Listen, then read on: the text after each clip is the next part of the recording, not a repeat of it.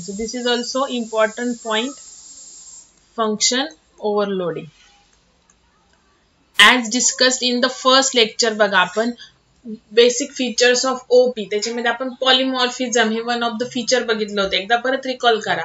तर polymorphism means what, same name and having different meaning. Okay, so आपण आता त्याचे दोन टाइप्स होते, फंक्शन ओव्हरलोडिंग, ऑपरेटर ओव्हरलोडिंग. तर ऑपरेटर ओव्हरलोडिंग आपल्याला येईल नंतर. सो फर्स्ट आपण बघणार आहे ऑपरेटर ओव्हरलोडिंगचा आपल्याला सेपरेट चॅप्टर आहे. सो आज आपण बघणार आहे function overloading. Okay, so function overloading मध्ये तेव्हा पण मी तुम्हाला एक्सप्लेन केलं, फंक्शन ओव्हरलोडिंग मध्ये सेम नेम असेल फंक्शनला, जेवढे फंक्शन्स असतील ऑल फंक्शनला सेम नेम असेल, same function name and different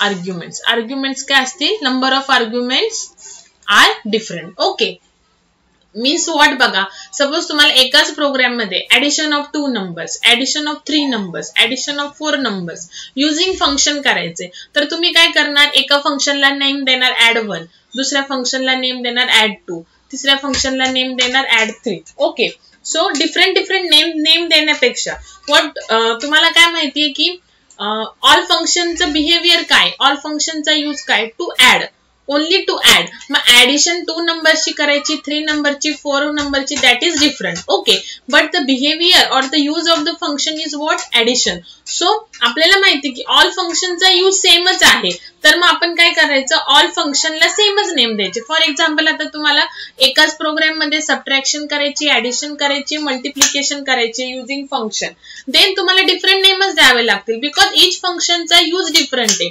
एका फंक्शननी ऍडिशन, दुसऱ्या फंक्शननी सबट्रॅक्शन, तिसऱ्या फंक्शननी डिव्हिजन. ओके, सो तेव्हा डिफरंट नेम यूज करा, बट यूज एकच आहे, फक्त किती नंबरची ऍडिशन करायची ते डिफरंट आहे. सो त्या केसमध्ये डिफरंट नेम देण्याऐवजी C++ supports one feature, that is a function overloading.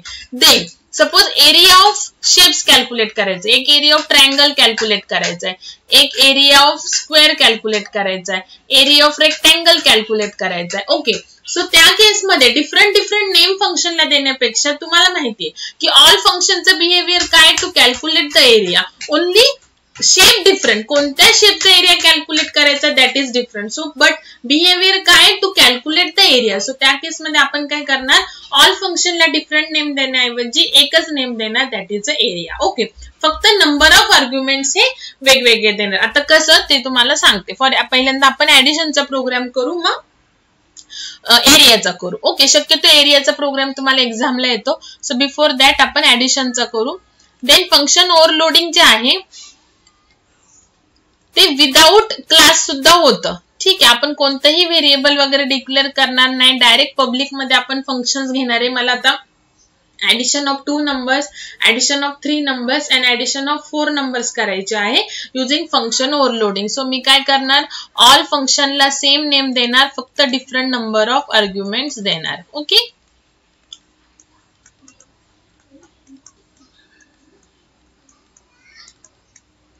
C out C. Now अजून 2 फंक्शन, त्याला पण सेमच नंबर नेम देणार. सॉरी, ते ऍडिशन करायचे आपल्याला.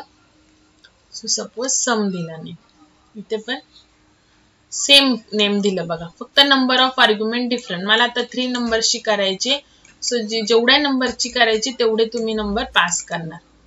Function name same but the number of arguments different.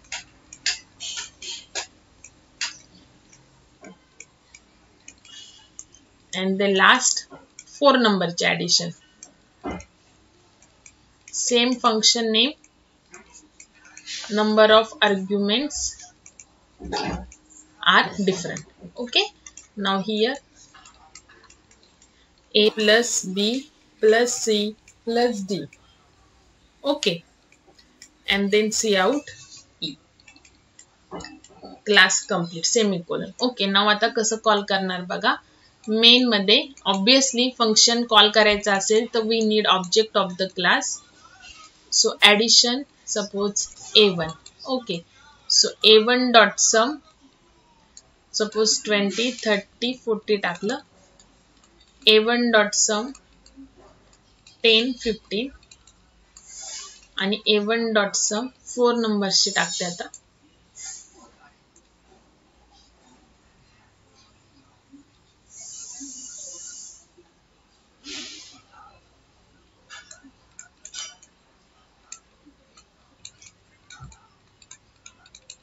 Main complete. Okay, so बघा कधी आता फंक्शन ओव्हरलोडिंग कसं होतं बघा. तुम्ही प्रोग्राम रन केला की कंट्रोल आला मेन कडे. Okay, now a1 dot sum call झाला. ठीक आहे. नाव कंपाईल तर टॉप टू बॉटम होतो. सो कंपाईल करतानाच compiler know that there are the 3 sum function. Okay, now program run केला की a1 dot sum. Now compiler know that there are 3 sum function. Okay, then which function will compiler overload or run? Which function will run? It depends on the number of arguments. Okay, so first compiler ह्या line कडे आला run साठी. So sum function आहे. So there are 3 arguments. Sum function. So compiler कडे आता 3 sum function आहे. मग त्यातलं कोणतं तो कॉल करणार? Then it will check for the number of argument. So there are 3 number of argument. So compiler will overload this function. So 10 इथे जाणार, 20 इथे जाणार, 30 इथे जाणार, 40 इथे जाणार, ऍडिशन होणार त्यांची आणि डिस्प्ले होणार. ओके, हे कंप्लीट झाल्यावर कंपाइलर इथे येणार. Now again sum. Now again compiler has 3 sum function. Then compiler will check the number of arguments. So here number of arguments are 2. So compiler will overload or run this function. Okay. So इथे 10 जाणार, इथे 15 जाणार, 25 addition होणार आणि display होणार. Function complete झालं की इथे येणार compiler. Again sum function call होणार. सम फंक्शन कॉल होणार. Again compiler has 3 sum function. Then it will check for the number of arguments. Now here are 4 number of arguments. So compiler will jump to this function. Then here 5, 8, 6, 7 will be copied to A, B, C, D. Then addition होणार 5 plus 8, 13 plus 6, 19, 19 plus 7, 26. E मध्ये जाणार आणि display होणार. Okay, so आपण काय केलं? Different functions name देण्यापेक्षा जर ऑल फंक्शनचं बिहेवियर सेम असेल then you can give it the same function name. म्हणजे तुम्हाला डिफरंट फंक्शन नेम दिलेत ते कॉल करताना सुद्धा आपल्याला लक्षात ठेवावे लागतात की हे मी फंक्शन नेम दिलेले आहेत. ओके, सो ते लक्षात ठेवण्याची गरज नाही की आपल्याला माहिती आहे आता ऑल फंक्शनला सेम नेम आहे. देन ते नेम द्या आणि नंबर ऑफ आर्ग्युमेंट्स द्या. But number of argument different असणं हे मस्ट आहे.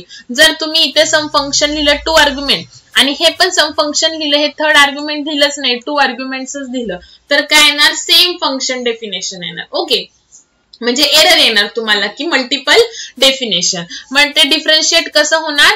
नेम तर सेम आहे, मग फंक्शन डिफरन्शिएट कसे होणार? According to the number of arguments. Okay, so this is a function overloading. Now let's see. आपण एक इम्पॉर्टंट प्रोग्राम घेऊ, मग हे दोन्ही पण आपण रन करून बघू. Write a program to find area of circle, square and rectangle. किंवा आपण सर्कल, स्क्वेअर, रेक्टँगल आणि ट्रायंगल पण घेऊ. and triangle using function overloading. Okay, so function overloading concept चा यूज करून you have to find the area of circle, square, rectangle and triangle. Okay, now you have total 4 functions तुमच्याकडे असणार आहे. So different name देण्यापेक्षा now you know that तुम्हाला concept use करायला लावली function overloading. So different name देण्यापेक्षा you know that all the फंक्शनचा use काय? To calculate the area. Okay, फक्त कोणत्या शेपचा that is different, but the use what? Behaviour काय? To calculate the area. So आपण ऑल फंक्शनला सेम नेम देणार एरिया.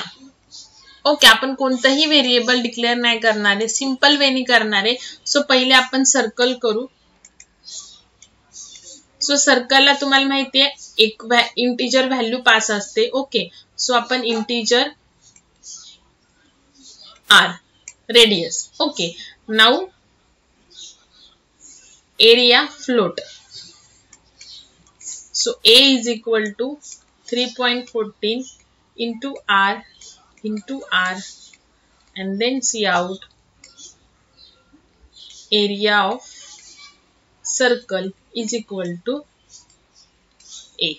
ओके, हे झाले. सॉरी, इथे सर्कल नाही, एरिया नेम देऊ फंक्शनला. सगळ्या फंक्शनला आपण एरियाच नेम देणार आहे.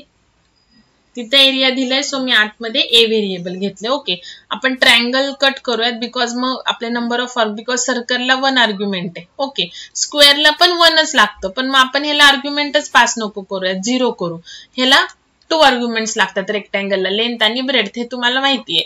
आणि ट्रायंगलला पण 2 लागतात. मग परत ह्याच्यात आणि ह्याच्यात कन्फ्युजन होईल. फंक्शनना नेम सेम, एरिया एरिया आणि आर्ग्युमेंट पण 2 2, तर तसं चालणार नाही. सो आपण ट्रायंगल कट करून टाकू. ओके, कोणते पण 3 येतात तुम्हाला. ठीक आहे, सो बघा एरिया ऑफ सर्कल साठी आपण 1 रेडियस घेतली. आता स्क्वेअर साठीच हे फंक्शन आहे. सो ह्याला पण स्क्वेअरला तुम्हाला माहिती एकच इनपुट असतं साइड. सो इथे पण जर मी इंट लिहिलं पण आर्ग्युमेंट एकच आहे ना, सो इथे परत काय येणार, एरर येणार. ओके, सो सेम आपण काय करू, एरिया ऑफ स्क्वेअर साठी विदाउट आर्ग्युमेंट घेऊ. सो आपल्याला एस इथंच घ्यावा लागेल, S and A. Okay, now C out, enter, side टाकली, S. Okay, now A is equal to S into S, then C out, area of square equal to A. Okay. Now last area of rectangle. So area's function name and rectangle ला तुम्हाला माहिती आहे 2 argument असतात, length आणि breadth. Okay, इथे जर मी int S लिहिलं, मग तुम्ही म्हणता इथे एस दिलं, इथे आर लिहिले. नो, आर्ग्युमेंट तुम्ही इंट दिले ना, so that is 1 argument. Okay, so म्हणून मी इथं काय लिहिलं, हे 0 आर्ग्युमेंट सोबत घेतलं आणि हे 1 आर्ग्युमेंट. दोन्ही पण 0 0 घेतलं असतं तर मग परत एरर आले असते. सो आपल्याला फंक्शन ओव्हरलोडिंग मध्ये काय पाहिजे, सेम फंक्शन नेम, फक्त आर्ग्युमेंट डिफरंट. सो इथे 2, इथे 0 आणि इथे 1. सो लेंथ आणि ब्रेडथ घेतलेली आहे. तुम्हाला फ्लोट घ्यायची तर तुम्ही फ्लोट घेऊ शकता. C out,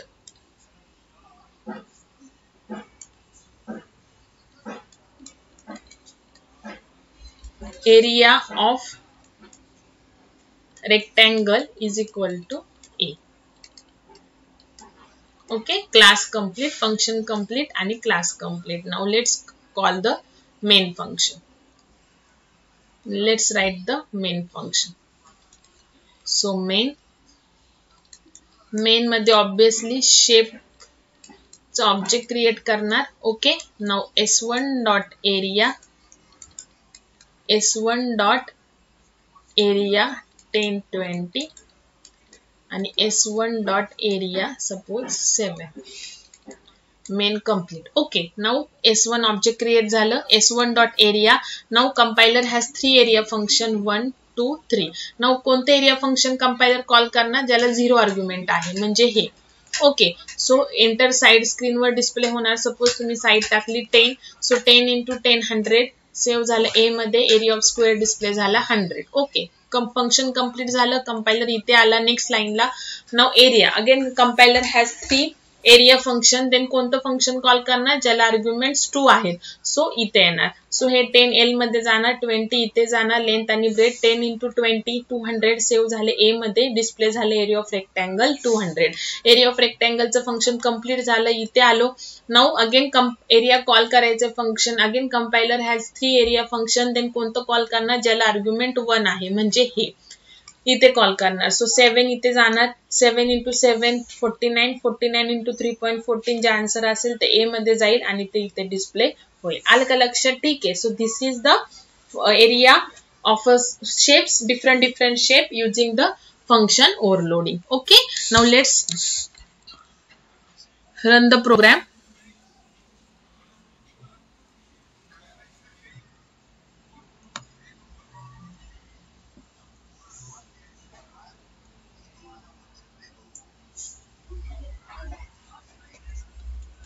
Save as.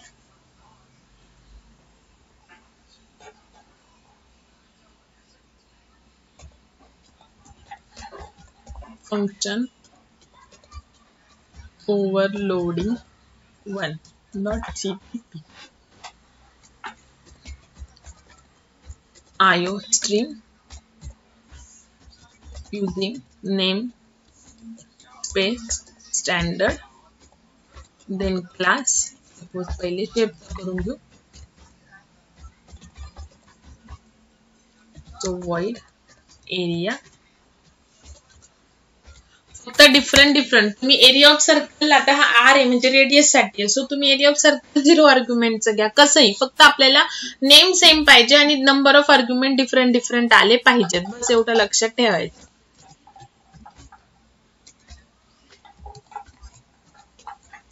R into R and see out area of circle equal to A.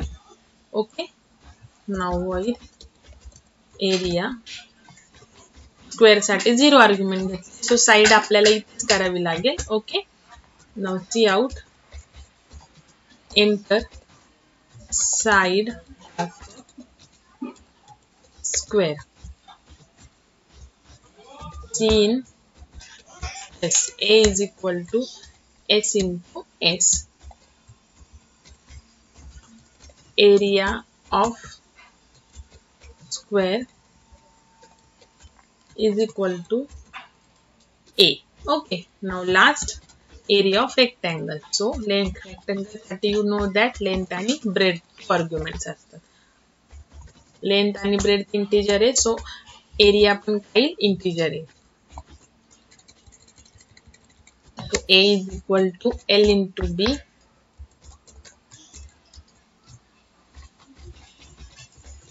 Area of rectangle is equal to A. Okay. Now class int main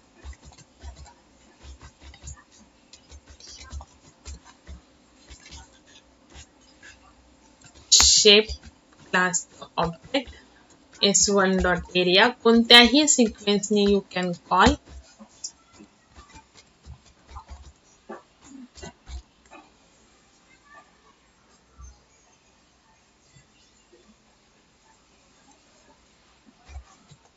कोणतीही value तुम्ही देऊ शकता. Okay.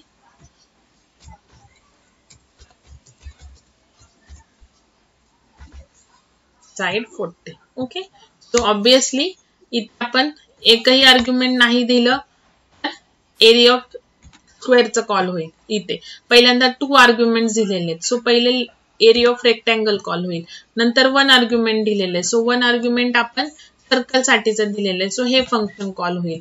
Okay. आणि त्याच्यानंतर आपण 0 argument दिलेले आहे म्हणजे हे फंक्शन कॉल होईल. ओके. म्हणजे स्क्वेअर. सेव्ह केला program, execute, compile and run.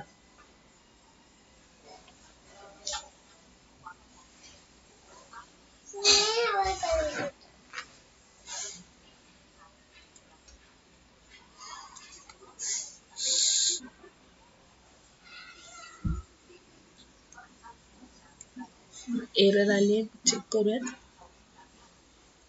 Okay. इथे आर. Compile and run.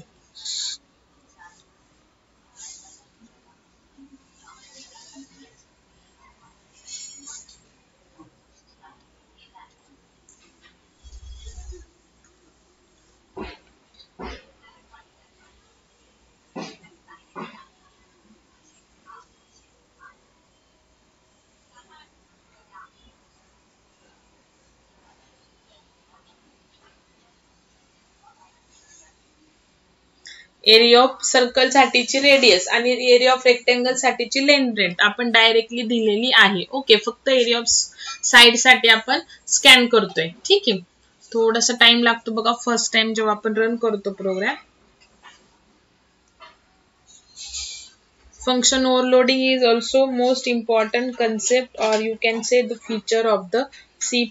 सो याचा एक क्वेश्चन एक्झामला कंपल्सरी असतो, एक तर प्रोग्राम येईल किंवा थेरी येईल. बट थेरी जरी आली तरी पण तुम्हाला त्याच्यामध्ये ऍज अन एक्झाम्पल म्हणून प्रोग्राम लिहावाच लागतो. So you have to do the program. Okay. Area of square 100. Okay. हे झालं तुमचं फंक्शन ओव्हरलोडिंग. आपण विदाउट क्लास पण करू शकतो फंक्शन ओव्हरलोडिंग. ओके. काही प्रॉब्लेम येत नाही, पण एक्झामला काय करा क्लासमध्येच इन्क्लूड करा. बट फंक्शन ओव्हरलोडिंग साठी क्लास लिहिलाच पाहिजे असं काहीही इम्पॉर्टंट नाही. सो ते दाखवण्यासाठी तुम्हाला मी अजून एक प्रोग्राम घेते. समजा मीन्स व्हॉट, जसं आता आपल्याला ऑब्जेक्ट क्रिएट करायचे तर आपल्याला कंपल्सरी क्लास पाहिजेच आहे, बरोबर. पण तसं फंक्शन ओव्हरलोडिंग कन्सेप्ट ही एक्सप्लेन करण्यासाठी no need of the class, क्लासमध्ये केलं तरी चालेल. जसं मी आता क्लास शेप घेतला आणि त्याच्या अकॉर्डिंगली फंक्शन ओव्हरलोडिंग केलं. पण विदाउट क्लास न लिहिता सुद्धा फंक्शन ओव्हरलोडिंग होतं. ओके, बघा आता आपण आता समचं करूयात फंक्शन ओव्हरलोडिंग.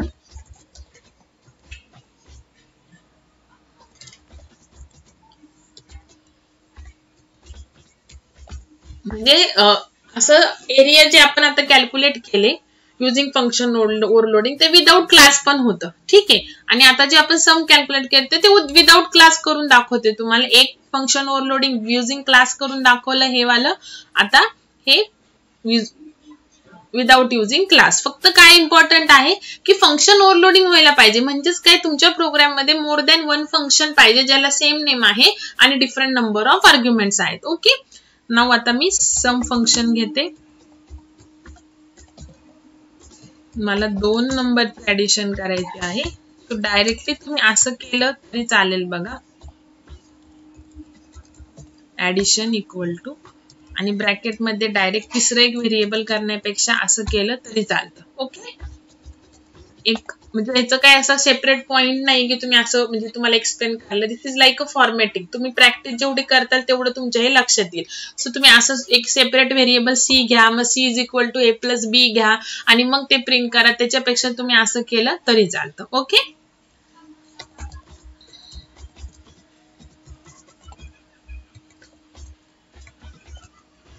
इथे पण आपण तसंच करू. each time separate variable. आता इथे डी घ्यायचं, मग D is equal to A plus B plus C करायचं. त्याच्यापेक्षा तसं केलं तरी चालेल आणि असं केलं तरी चालेल. ओके, नाउ लास्ट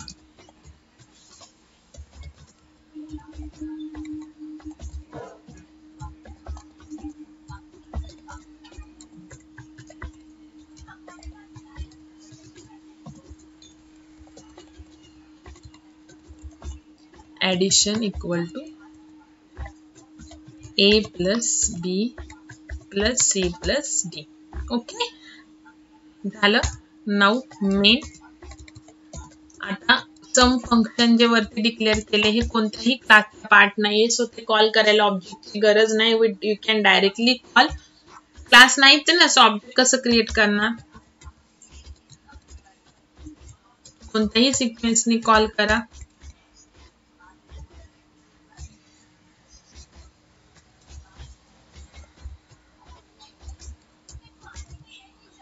बघा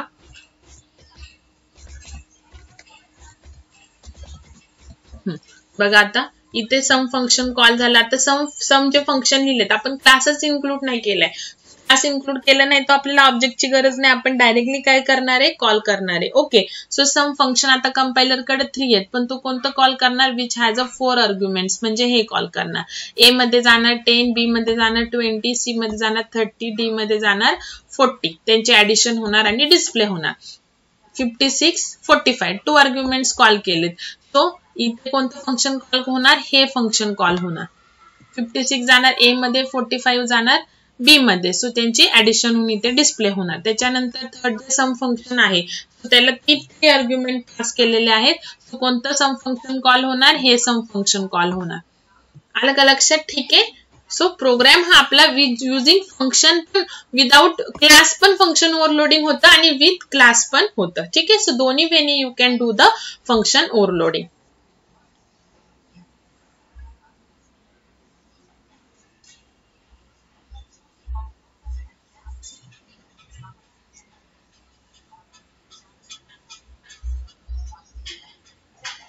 जर विदाउट क्लास फंक्शन ओव्हरलोडिंग होत नसतं तर मग तुम्हाला इथे एरर आली असती, please include the class like that. Okay, so आपले तिन्ही पण फंक्शन रन झालेले आहे which has the same meaning same name as a sum and the different number of arguments. Okay, तिघांची पण ऍडिशन आलेली आहे, ठीक आहे.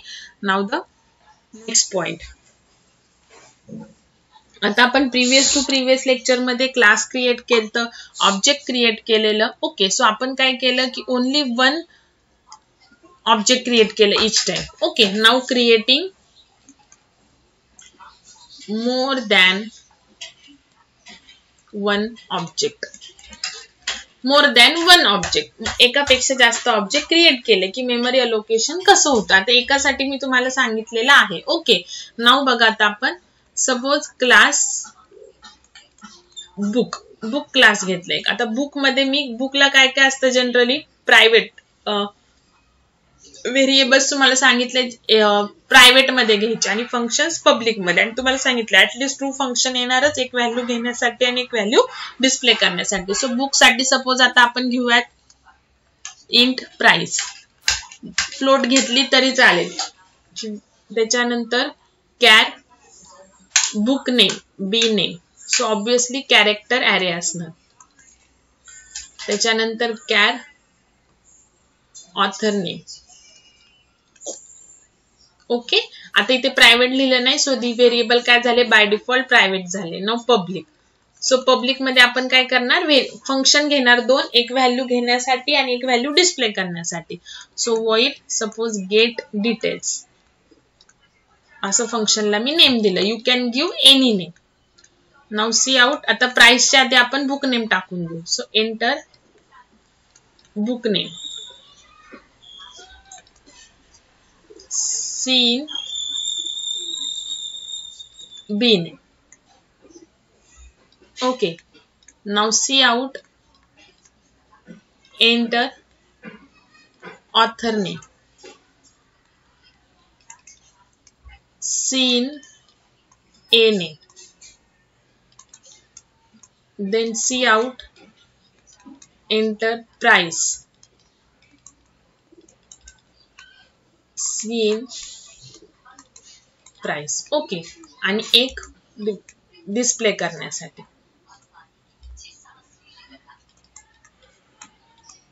So see out here,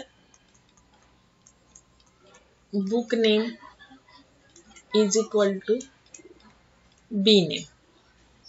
All the value जेवढ्या स्कॅन केलेल्या आहेत तेवढ्या डिस्प्ले करा. Author name equal to A name. And last, price of the book equal to जे व्हेरिएबल नेम पण आपण प्राइसच यूज केले. Function complete, class complete. Okay, now आता आपण एक ऑब्जेक्ट क्रिएट केलेलं होतं. ओके, सो तेव्हा काय आता बघा, वन ऑब्जेक्ट तुम्हाला माहिती आहे. आता आपण 2 मोर दॅन 1 ऑब्जेक्ट क्रिएट करायचे. सो मेन सपोज आता मला 2 बुकची डिटेल्स करायची, एकच बुकची करायची तर एकच ऑब्जेक्ट. आता I want to enter the details of the 2 book, then मी काय करणार 2 ऑब्जेक्ट्स क्रिएट करणार. Book B1 B2. जर मला 3 बुक्सचे करायचे तर 3 ऑब्जेक्ट क्रिएट करणार. ओके, नाउ जेव्हा तुम्ही हे डिक्लेअर करता ऑब्जेक्ट्स तेव्हा काय होतं तुम्हाला मी सांगितलेलं, why object is called as a instance of the class, because class इथे व्हेरिएबल डिक्लेअर केले की क्लास इनिशियलाइज नाही होत. इनिशियलाइज कधी होतो जेव्हा तुम्ही ऑब्जेक्ट क्रिएट करता. सो B1 साठी एक मेमरी ब्लॉक, B2 साठी एक मेमरी ब्लॉक आणि B3 साठी एक, असे सेपरेट मेमरी ब्लॉक होतात. आता प्रिव्हियस टू प्रिव्हियस लेक्चरला आपण एकच ब्लॉक ड्रॉ करत होतो ऑब्जेक्टचा. व्हाय, बिकॉज ओनली 1 ऑब्जेक्ट होता. आता मी 3 ऑब्जेक्ट क्रिएट केले, सो 3 सेपरेट ब्लॉक क्रिएट होणार. आणि B1 B2 B3 हे कोणत्या क्लासचे ऑब्जेक्ट आहे बुक, आणि बुक क्लास मध्ये किती व्हेरिएबल्स आहेत 3. सो ईच ब्लॉक मध्ये सेपरेट मेमरी असणार ईच व्हेरिएबलला. Price B name a name, price B name a name, price बघा हे इम्पॉर्टंट आहे मेमरी अलोकेशन. बी नेम आणि ए नेम, जेवढे व्हेरिएबल्स आहेत त्या क्लासचे तेवढे सगळे त्या त्या ऑब्जेक्ट मध्ये सेपरेट जातात. ओके, नाउ तुम्ही आता केलं B1 डॉट, आता 3 ऑब्जेक्ट क्रिएट झाले, हे मेमरी अलोकेशन झालं. अजून त्याच्यामध्ये व्हॅल्यू नाहीये. आता मी व्हॅल्यू टाकणार एका एका बुकची. सो गेट डिटेल्सने आपल्याला व्हॅल्यू मिळते. So gate details function call करणार B1 dot get details, B2 dot get details, B3 dot get details. Okay, आणि मग तिन्ही बुकच्या व्हॅल्यू झाल्या की मग ऍट अ टाइम त्या डिस्प्ले करणार. Function B1, B2 and B3 dot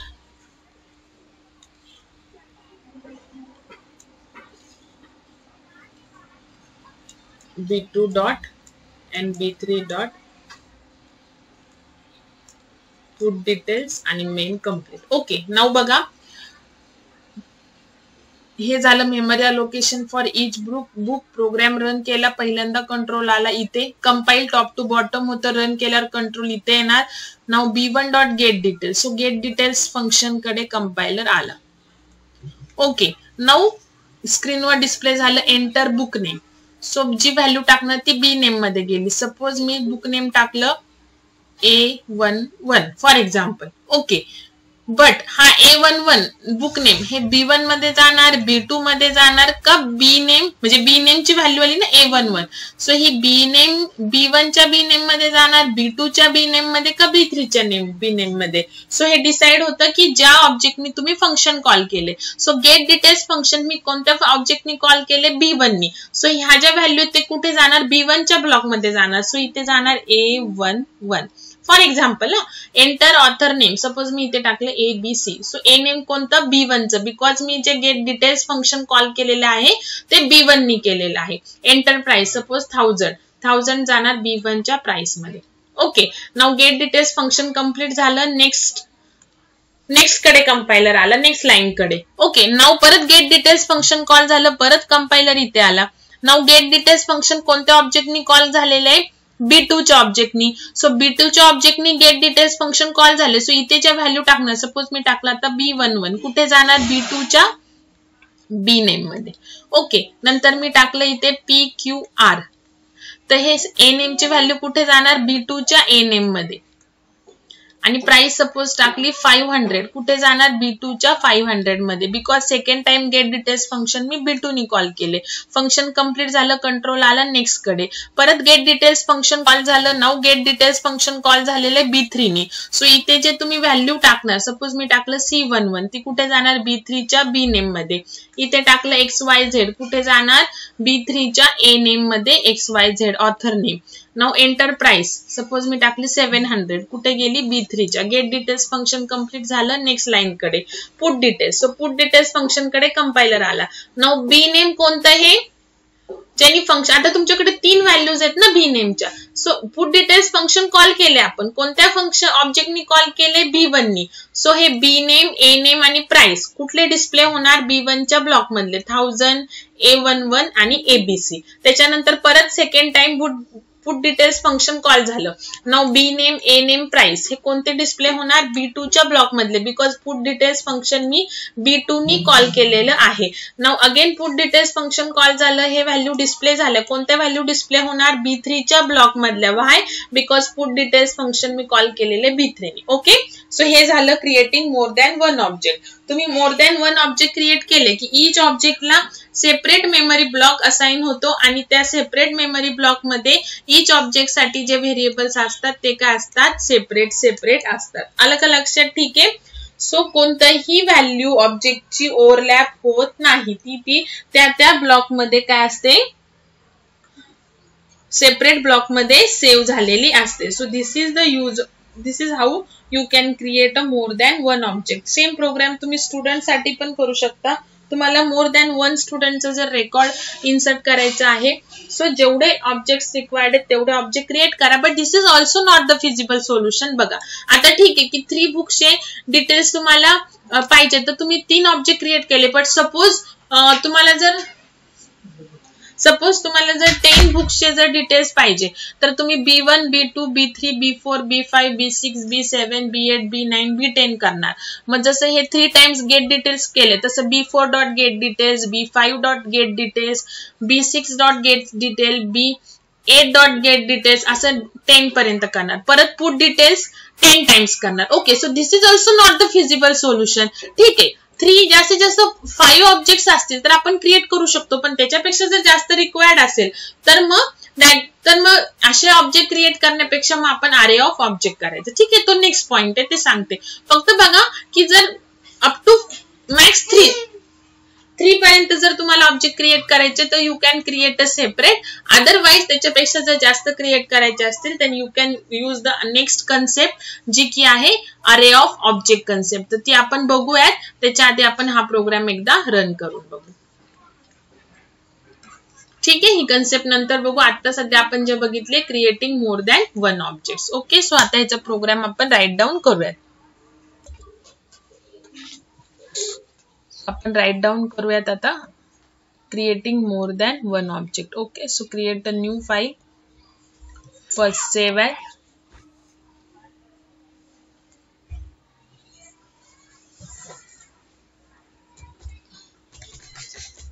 Create more objects dot cp.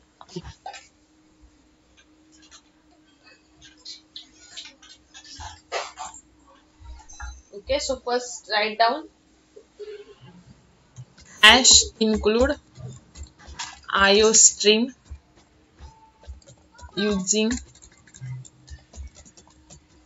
namespace space the spelling standard. Okay, now class object create करायचं, so obviously we need a class. Char book name, you can give the title also, name variable name. author name साठी मी a name घेते.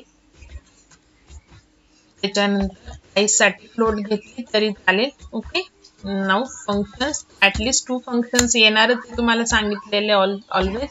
तुम्ही gate function घेते, आता gate details नाही घेत. You can give any name. Okay,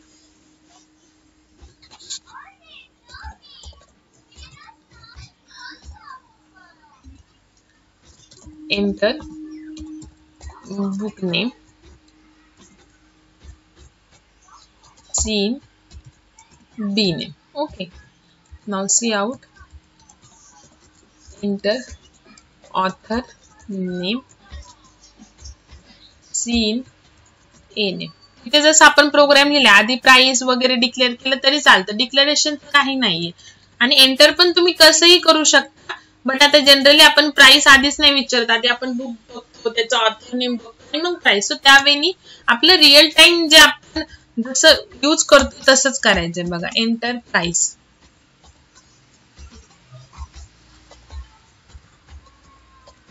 okay, now void put. You can give name details also, no problem.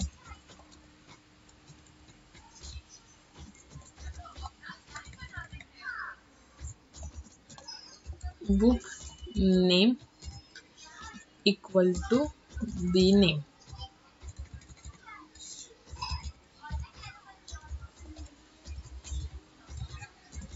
Author name equal to a name.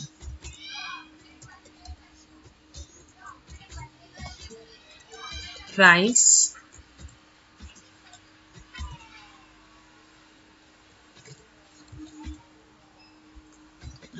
price variable name. So put function complete, class completion नंतर semicolon. Okay, now book object. किती बुकचे तुम्हाला details पाहिजे, you can give it. You can create number of get, b2 dot get. पहिले value enter करून घ्या.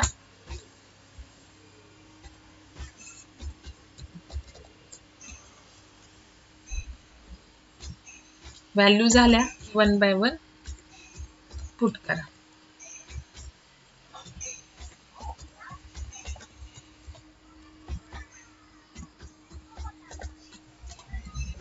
Okay, and then last return 0. Save, execute, compile and run.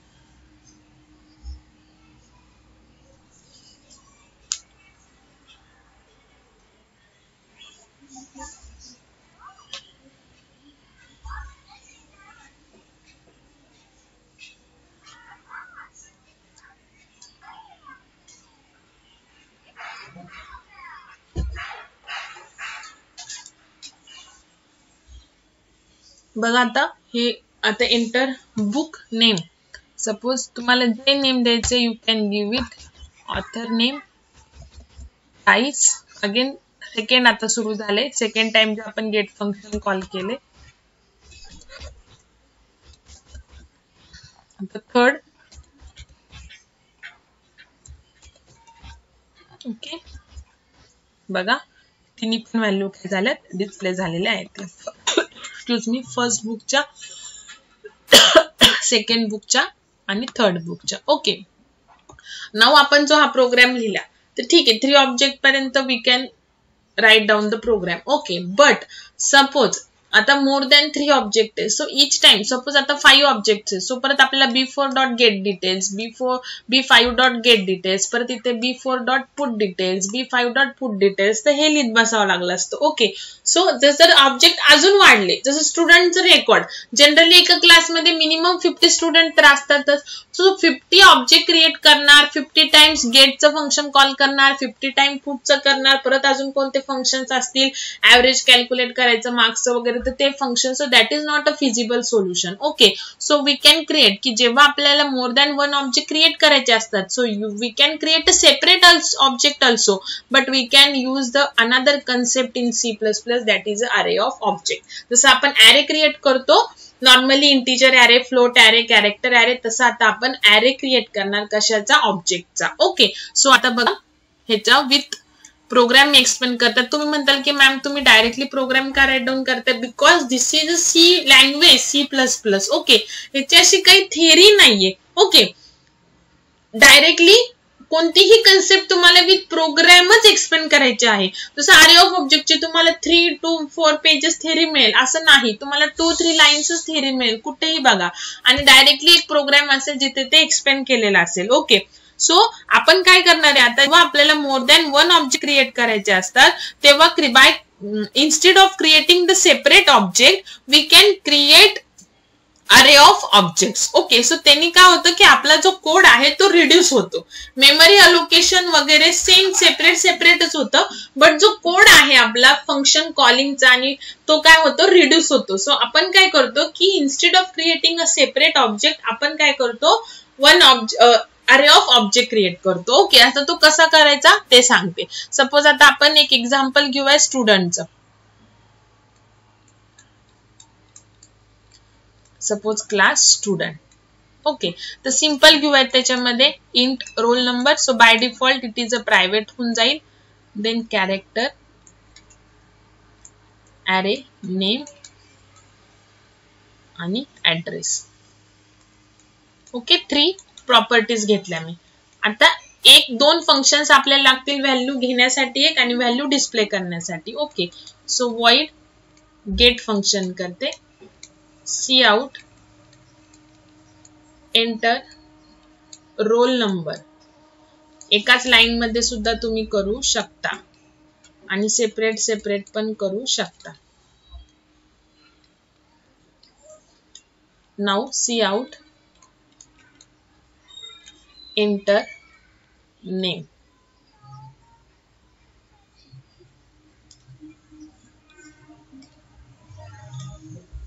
Enter name, scene name. Now cout enter details, sorry address. Enter address.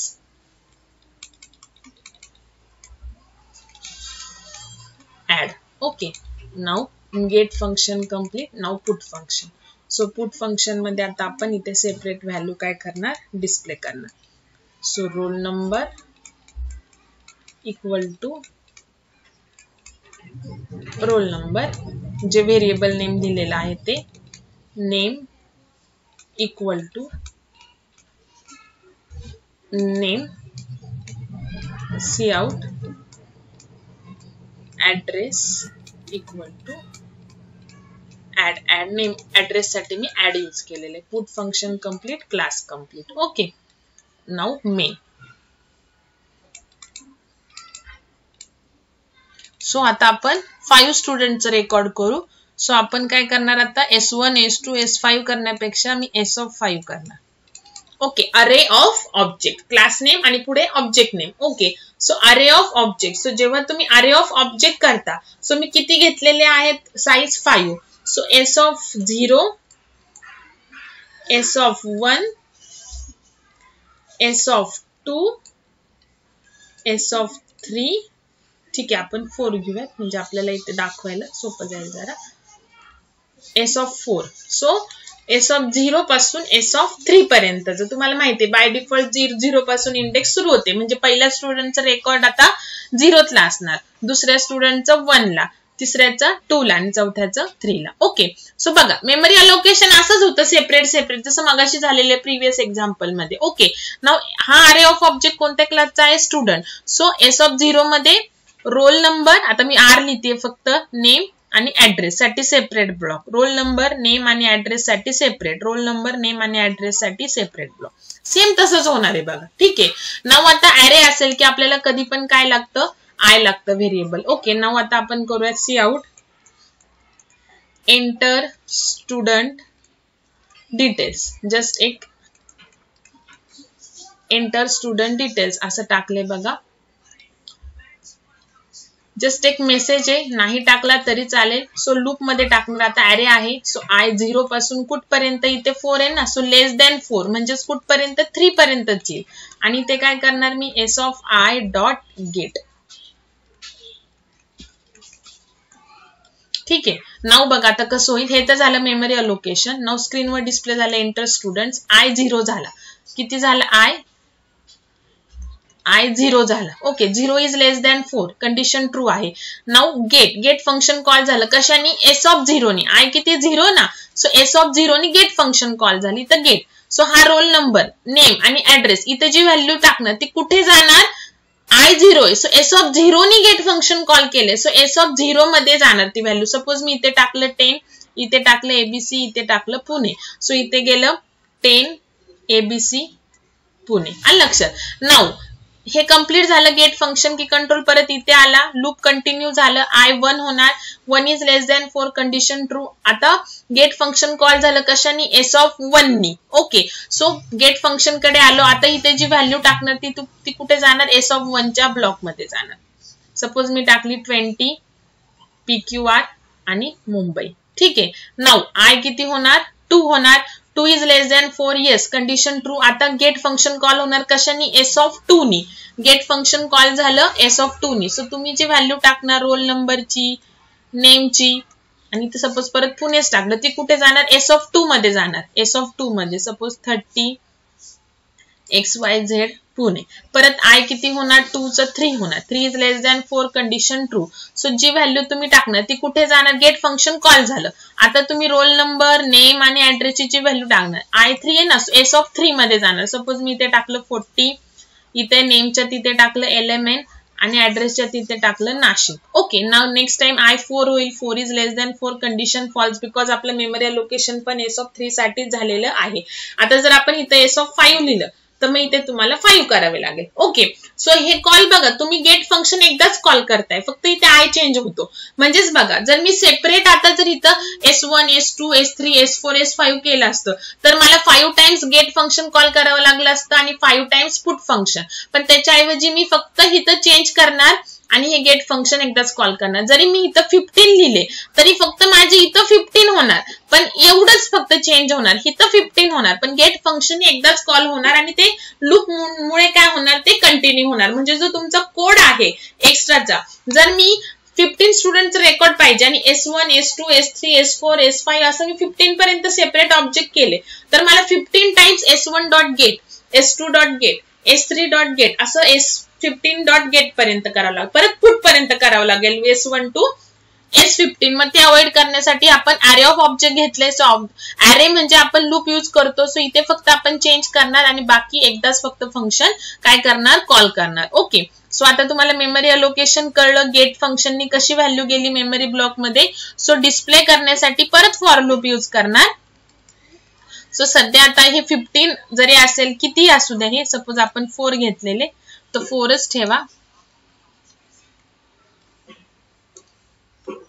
म्हणजे एक सांगायचंय की कितीही अरे of ऑब्जेक्टची value कितीही मोठी असू द्या, आपल्याला तेवढ्या टाइम्स ते फंक्शन कॉल करावं लागत नाही, बिकॉज लूपचं तेच काम आहे. सेम फंक्शन सेम स्टेटमेंट जर आपल्याला n number of time execute करायचं असेल तर आपण काय करतो, लूप यूज करतो. सो इथे पण तसंच करणार. सो 4 ऑब्जेक्ट झालेत आपले क्रिएट, ओके, अरेनी.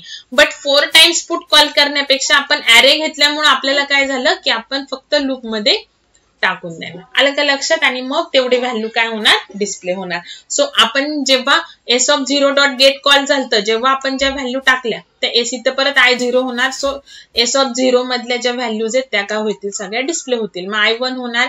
एस ऑफ 1 मधल्या ज्या व्हॅल्यू आहेत त्या सगळ्या काय होतील, डिस्प्ले होतील. Okay, so let's write this example. New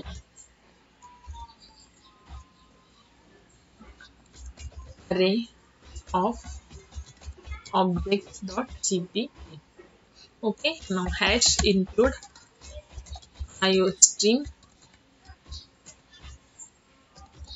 using namespace.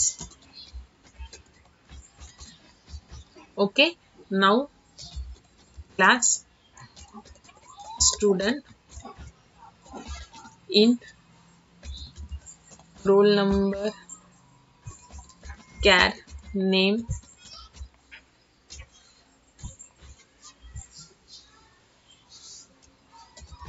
char address, then functions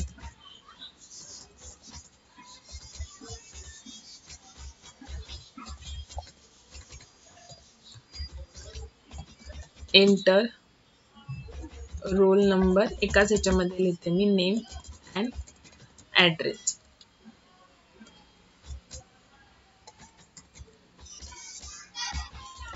Scene roll number name address, address साठी add लिहिलेलं आणि void put cout roll number equal to roll number name equal to name address equal to add. Okay, झाले. now int main, suppose आता मला 5 student record पाहिजे, so मी 5 टाकणार अरे of objects. Okay, int I, now cout enter details, enter student details. किंवा आपण हे आतमध्ये पण टाकू शकतो बघा. For I is equal to 0, I 0 पासूनच सुरू होणार बिकॉज आपलं मेमरी अलोकेशन 0 पासून 4 पर्यंत गेलेलं आहे. ओके, सो आपण असं करू शकतो, एंटर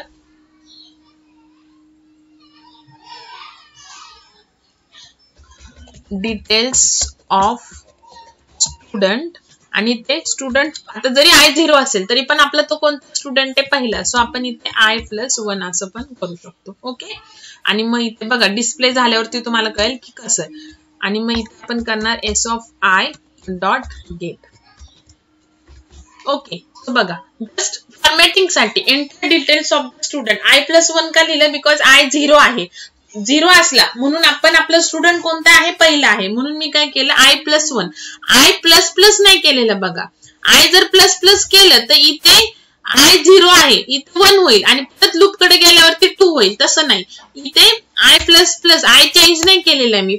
डिस्प्ले करण्यासाठी जी I ची व्हॅल्यू असेल त्याच्यामध्ये एक ऍड होईल, पण I मध्ये एक नाही ऍड होणार. इथे डिस्प्ले होण्यासाठी I+1 म्हणजे 0+1 1 डिस्प्ले होईल. ओके, नाउ फॉर आता डिस्प्ले करू. सॉरी, प्रिंटफ लिहिलं मी. cout student details are. Again display करण्यासाठी पुट फंक्शन. तो 5 टाइम्स आता पुट करायची गरज नाही बिकॉज आता आपण अरे ऑफ ऑब्जेक्ट घेतलेला आहे. So S of I dot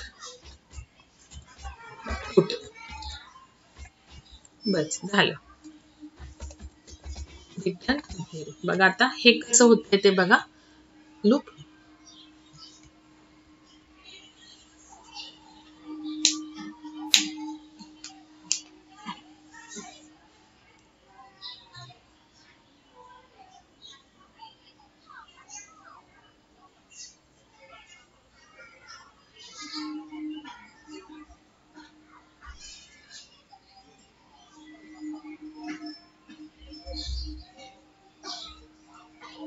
so आपला जो कोड आहे तो बघा बऱ्यापैकी रिड्यूस झालेला आहे लूप टाकल्यामुळे. बिकॉज लूप जेव्हा आपण यूज करतो तेव्हा आपण सेम टाइप ऑफ स्टेटमेंट जर आपल्याला N number of times use करायचं असेल तर आपण लूप करतो. ते statement N number of times लिहिण्यापेक्षा लूपच आपण काय करणार, इन्क्रीमेंट करणार. बघा इथे मी I0 असल्यावर इथे 1 प्रिंट होणार. Enter details of the student 1.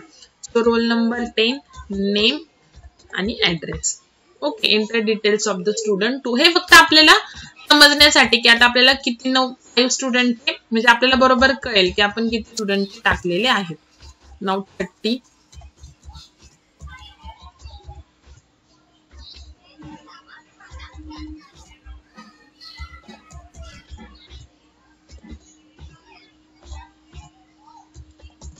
ठीक आहे. आणि ह्या सगळ्या व्हॅल्यूज काय झालेल्या आहेत, डिस्प्ले झालेल्या आहेत. ओके. नाव आता तुम्हाला होमवर्क आता बघा व्हॅल्यू कशी डिस्प्ले होतात ते. ठीक आहे. सो गेट मध्ये काही जेव्हा तुम्ही व्हॅल्यू घेताय तेव्हा काही चेंजेस नाही करायचे.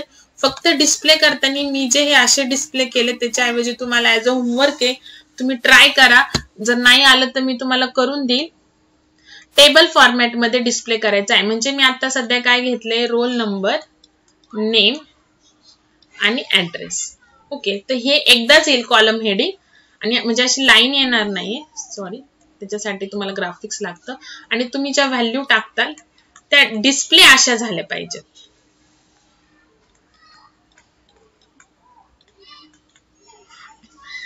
इथे जे टाकताल ते. ओके. पुणे, मुंबई, पुणे, नाशिक असं टेबल फॉर्मॅट मध्ये डिस्प्ले झालं पाहिजे. जे की इथे आता डिस्प्ले कसं होतंय असं ना, डिस्प्ले होते प्रॉपर. फक्त हे जे डिस्प्ले आहे ते ह्या टेबल फॉर्मॅट मध्ये तुम्हाला डिस्प्ले करायचं आहे. So this is for homework. So तुम्हाला चेंजेस फक्त पुट फंक्शन मध्येच करायचे आहेत आणि थोडंफार मेन मध्ये. ओके. सो हे फक्त एकदाच कॉलम हेडिंग येणार आहे, त्याच्या खाली अशा व्हॅल्यूज येणार आहेत. तिथे कसं इच टाइम रोल नंबर येते, नेम तसं नको. एकदाच रोल नंबर, नेम, ऍड्रेस. मग रोल नंबरच्या खाली ऑल रोल नंबर, ऍड्रेसच्या खाली ऍड्रेस आणि नेमच्या खाली नेम असं डिस्प्ले करायचं आहे. ओके. नाव नेक्स्ट लेक्चरला आपण नेक्स्ट कन्सेप्ट बघूयात.